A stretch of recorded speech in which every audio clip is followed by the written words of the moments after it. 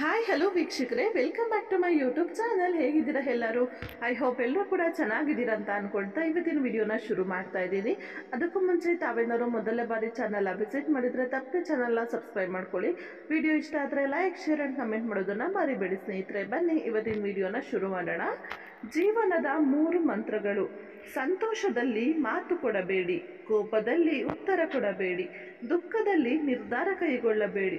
ಹೌದಲ್ವಾ ಸ್ನೇಹಿತರೆ? ನಮಗೆ ಕೋಪ ಬಂದಾಗ ಅಥವಾ ನಾವು ತುಂಬ ಸಂತೋಷದಲ್ಲಿದ್ದಾಗ ಅಥವಾ ನಮ್ಗೆ ತುಂಬ ದುಃಖ ಆದಾಗ ನಾವು ಏನು ಮಾಡ್ತಾ ಇದ್ದೀವಿ ಅನ್ನೋ ಒಂದು ಅರಿವು ನಮಗೆ ಖಂಡಿತವಾಗ್ಲೂ ಇರೋದಿಲ್ಲ. ಅದಕ್ಕೆ ಹಿರಿಯರು ಹೇಳಿರೋದು, ಅಂಥ ಸಮಯದಲ್ಲಿ ನಾವು ಯಾವುದೇ ನಿರ್ಧಾರನ ಕೈಗೊಳ್ಳಬಾರ್ದು ಅಂತ ಹೇಳಿ. ಕೆಲವೊಮ್ಮೆ ಸಂತೋಷದಲ್ಲಿ ಇದ್ದಾಗ ಯಾರು ಏನು ಕೇಳಿದ್ರು ಕೂಡ ನಾವು ಓಕೆ ಅಂತ ಹೇಳ್ತೀವಿ. ಅದೇ ಸ್ವಲ್ಪ ನಮಗೆ ದುಃಖ ಅಥವಾ ಕಷ್ಟ ಬಂದಾಗ ಅದ್ರ ಬಗ್ಗೆ ಯೋಚನೆ ಮಾಡಿದಾಗ ಅಯ್ಯೋ ನಾನು ಯಾಕಾದರೂ ಮಾತು ಕೊಟ್ಟಿದ್ನಪ್ಪ, ಯಾಕಾದರೂ ಈ ರೀತಿ ಮಾಡಿಬಿಟ್ಟೆ ಅಂತ ಆಮೇಲೆ ಯೋಚನೆ ಮಾಡಬೇಕಾಗುತ್ತೆ.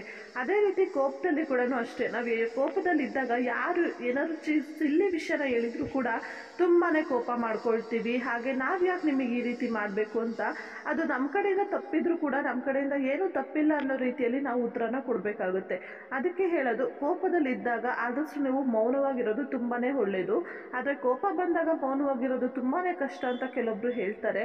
ಆದರೆ ಖಂಡಿತವಾಗ್ಲೂ ನೀವು ಕೋಪ ಬಂದಂತಹ ಸಮಯದಲ್ಲಿ ಸೈಲೆಂಟ್ ಆಗಿದ್ದಾಗ ನಿಮಗೆ ಬೇಕಾದಂತಹ ಎಷ್ಟೋ ಸಂಬಂಧಗಳನ್ನು ನೀವು ಇನ್ನೂ ಗಟ್ಟಿ ಮಾಡ್ಕೊಳ್ಬೋದು, ಆಗ ಇನ್ನೂ ಚೆನ್ನಾಗಿ ಕಾಪಾಡಿಕೊಂಡು ಹೋಗಬಹುದು ಅಂತ ನನಗನ್ಸುತ್ತೆ.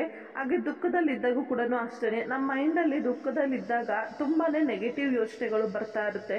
ನಮ್ಮ ಮೈಂಡು ಆ ಟೈಮಲ್ಲಿ ಪಾಸಿಟಿವ್ ಆಗಿ ಥಿಂಕ್ ಮಾಡೋಕ್ಕೆ ಸಾಧ್ಯ ಆಗೋದೇ ಇಲ್ಲ.